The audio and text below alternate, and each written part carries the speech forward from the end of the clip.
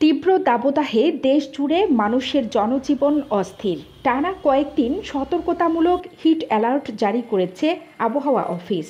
এই দাবদাহে রাজধানীর এসির শোরুমগুলোতে ভিড় বেড়েছে ক্রেতাদের। এদিকে গরমের তীব্রতা বেড়ে যাওয়ায় এসির ব্যবহার যেমন বেড়েছে, তেমনি অতিরিক্ত তাপমাত্রার কারণে তা নষ্ট হয়ে যাওয়ার ঘটনা ঘটছে। আর সেই সাথে বেড়েছে এসি মেরামতকারীদের ব্যস্ততা। অবস্থা এই পর্যায়ে দাঁড়িয়েছে যে অনেকে এসি কিনেও তা বাসাবাড়ি বা অফিসে লাগাতে পারছেন না, শুধুমাত্র এসি মেরামতকারীদের সময়ের অভাবে। সারা বলতে গেলে ভাই এখন কোনো সময়ই নাই, অস্থির সময়। এক সেকেন্ডও সময় নাই, শুধু কল আসতেই থাকে, কমপ্লেনের শুধু কল আসতেই থাকে। ঠান্ডা হয় না, সার্ভিসিং, গ্যাস রিফিল, অতিরিক্ত গরমের কারণে অনেক সময় ক্যাপাসিটিটা ব্রাস্ট হয়ে যায়, ক্যাপাসিটি লো হয়ে যায়, এসি চলে না, কম্প্রেসার টিপ করে বসে থাকে। বেচা বিক্রি আমরা ওইভাবে করতেছি না, রিকন্ডিশন মালামাল ওইভাবে বেচা কিনা করলে পরে এখন বর্তমানে খুব চাপ তো কাজের, ওইভাবে দেওয়া যায় না ডেলিভারি, ওই জন্য বিক্রি করতেছি না। আছে আমার কাছে এসি, কিন্তু বিক্রি করতেছি না। আস্তে আস্তে মেরামত করবো, তারপরে বিক্রি করবো।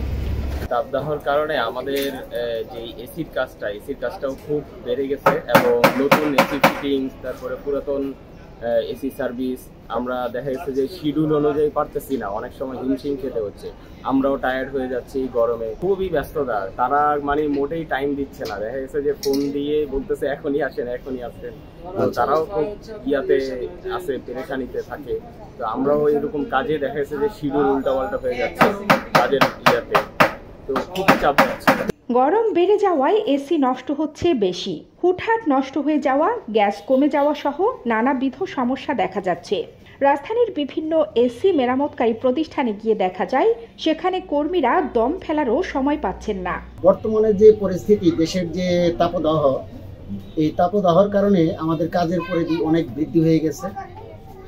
যে পরিধি বর্তমানে জনসংখ্যা বাড়িয়েও আগের চেয়ে দ্বিগুণ করেও সামলাতে পারছি না। যেমন ধরুন, আমার বর্তমানে 70 টাকা স্পেন্ডিং আছে, এখনো কাস্টমারের সঙ্গে যোগাযোগই করতে পারিনি। গত বছরের তুলনায় যেরকম গরম বাড়ছে, কাজের পরিধিটাও সেরকমই বাড়ছে। বিভিন্ন কোম্পানিগুলো, বড় বড় প্রতিষ্ঠান যারা আছেন, তারাও বিভিন্নভাবে সেলটা আরও আগের চাইতে বৃদ্ধি পেয়েছে, কারণ মানুষ অতিষ্ঠ হয়ে গেছে গরমের কারণে। সেই জন্যই সবাই চাচ্ছে একটু শান্তির ভিতরে থাকতে, সেই জন্যই এসি কিনছে। কিন্তু এসি কিনেও তারা ফিটিং করতে পারতেছে না, লোকের অভাবে।